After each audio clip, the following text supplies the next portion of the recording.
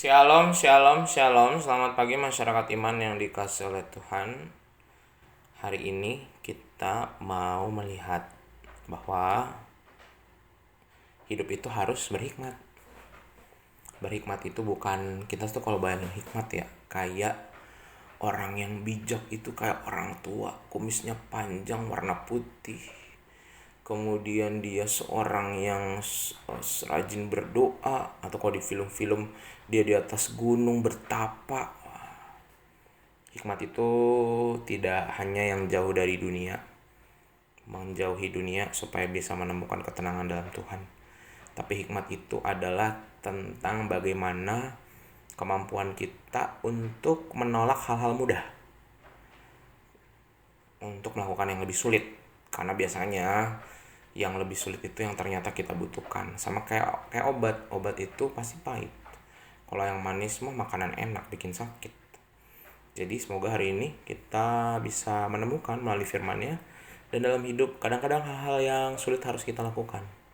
Mari bersama-sama kita minta kekuatan daripada Tuhan. Kidung Jemaat 13, Allah Bapa Tuhan. Kidung Jemaat 13, Allah Bapa Tuhan.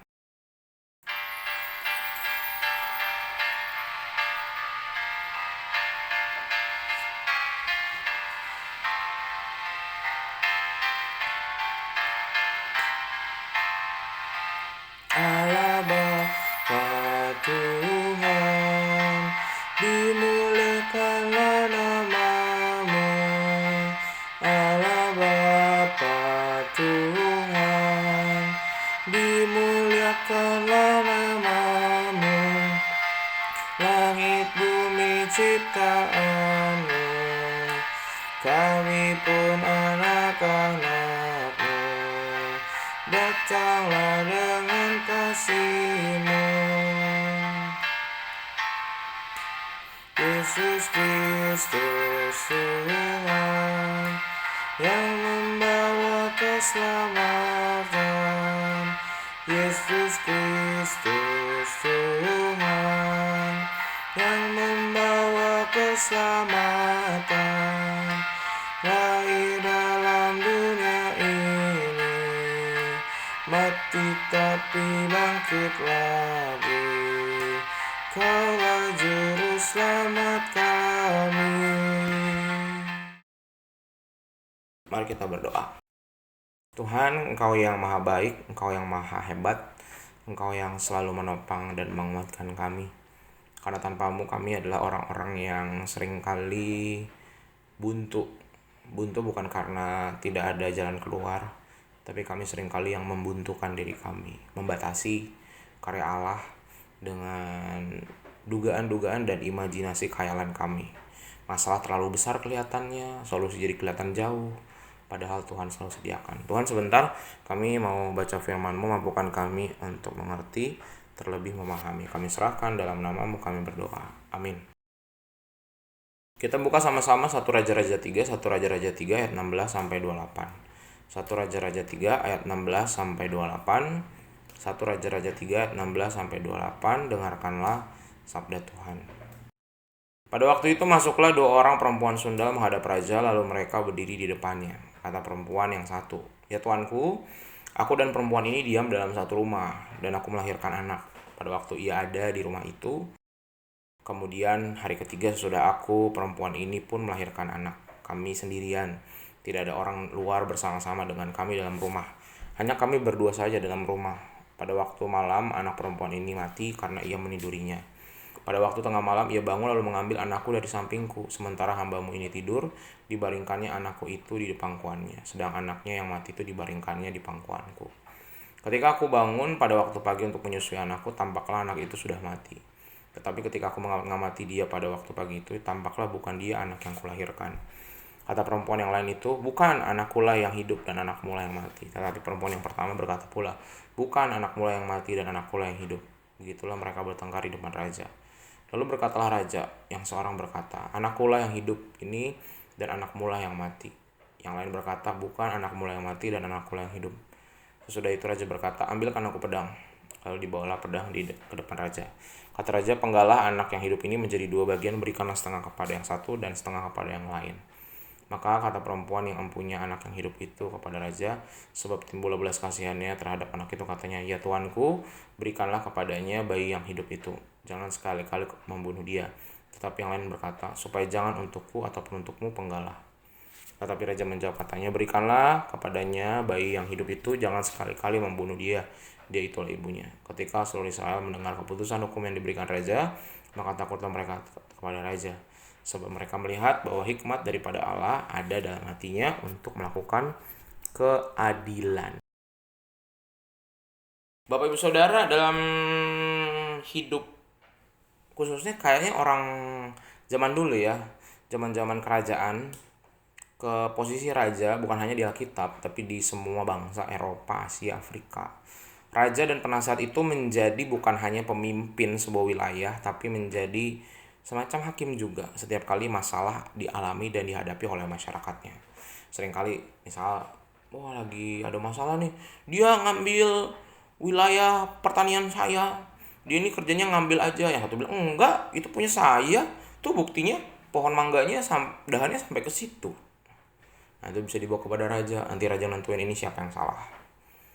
Nah, karena ketergantungan itu, makanya orang-orang seringkali memilih pemimpinnya sebagai orang yang bijak, harus yang bijak. Menjadi penasehat, menjadi raja pun dari 4 anak raja dilihat yang paling bijak, begitu. Nah, karena kebiasaan bergantung pada sosok yang bijak, manusia jadi nggak bijak. Karena dia menyerahkan, udahlah orang lain aja ngambil keputusan buat saya. Dan itu masih diturunkan di masa modern, khususnya Asia. Asia itu masih sifatnya itu masih sangat tribal, khususnya kesukuan, selalu mengandalkan orang yang lebih tua mengambil keputusan atau orang yang punya kuasa mengambil keputusan. Misal kakek nenek, orang tua, misal anak pertama, misal aku, RT, RW, misal pendeta, ketua organisasi, siapapun itu. Sehingga kebijaksanaan itu jadinya dimiliki sama segelintir orang, jadi terlalu eksklusif. Padahal bisa jadi kalau orang yang memimpin itu nggak hati-hati, pilihannya bisa jadi salah, ya kan? Dan tidak ada yang berani ngomong dan tidak ada yang tahu bahwa itu salah. Nah, kejadian di zaman Salomo ini juga menjadi bukti bahwa sebenarnya kebijaksanaan tadi, kalau kita baca di ayat terakhir, bahwa kebijaksanaan itu adalah hikmat dari Allah yang ada dalam hati manusia. Nah, Salomo minta sama Tuhan supaya suara Tuhan di volumenya dibesarkan, supaya aku makin bijak, Tuhan, bisa mendengarkan suara dan tanda daripadamu. Nah, itu juga sebenarnya ada pada setiap bangsa, anggota umat, semua orang dari tua, kecil, muda, kaya, miskin, peternak, petani, semuanya punya. Cuman yang paling besar saat itu Salomo. Dan ketika itu bergantung pada Salomo, yang jadi masalah adalah karena orang tahu, Salomo yang paling bijak untuk kerajaan. Dia bahkan nggak butuh penasehat gitu ya, nggak butuh nabi untuk mendampinginya. Kesalahan di awal itu yang akhirnya membuat dia menjadi banyak masalah. Kelihatannya keberhasilan tapi ini jadi kesalahan. Kenapa? Akhirnya dia lihat buktinya, dia mengambil banyak perempuan, menikah dengan banyak selir dan juga istri. Bahkan ada yang bilang sampai ribuan, sebenarnya nggak nyampe ribuan ya. Mungkin ratusan juga, paling 100, 200. Cuman banyak yang akhirnya data-data tambahan sampai 700, 800 begitu ya. Sebenarnya dalam penggalian arkeologis menemukan, tapi tetap intinya banyak gitu, bukan cuman belasan begitu. Tapi itu karena yang paling bijak cuma satu gitu. Dan orang lain tidak berusaha jadi bijak. Nah, bagaimana menjadi bijak? Ajakannya tadi di ayat terakhir tentang itu dalam hati.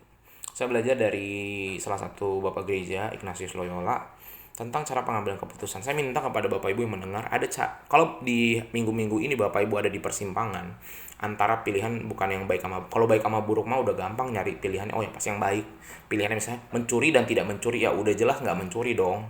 Tapi pilihannya kalau antara yang baik dan lebih baik begitu ya, dengan misalnya mengambil pekerjaan A dan B sama-sama baik, atau pilihan antara buruk dan lebih buruk, harus meninggalkan misalnya sebuah keputusan yang merugikan saudara yang satu atau saudara yang lain.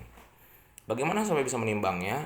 Ada 4 caranya, ada 4 kuncinya, dan 4 ini harus dilakukan. Satu, pertama, ketika berhadapan dengan masalah, pakai pikiran dulu. Use your mind, use your logic, use your head. Pakai kepala.